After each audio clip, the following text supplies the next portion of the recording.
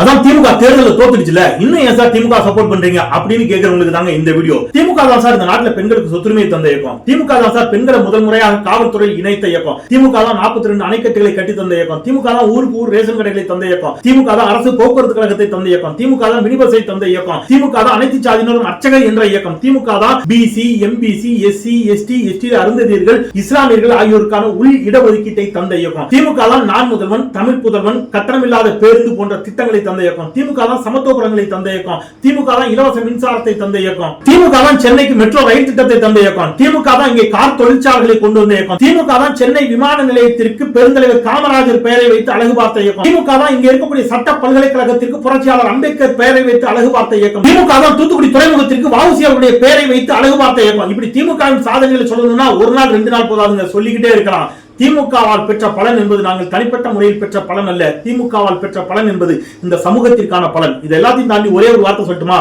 எண்ணன்று கொன்றார்க்கும் உய்வுண்டாம், உய்வில்லை செய்நன்றி கொன்ற மகற்கு. இது வள்ளுவன் வாக்கு. அதை மனதில் வைத்துத்தான் திமுகவை ஆதரித்துக் கொண்டிருக்கிறோம்.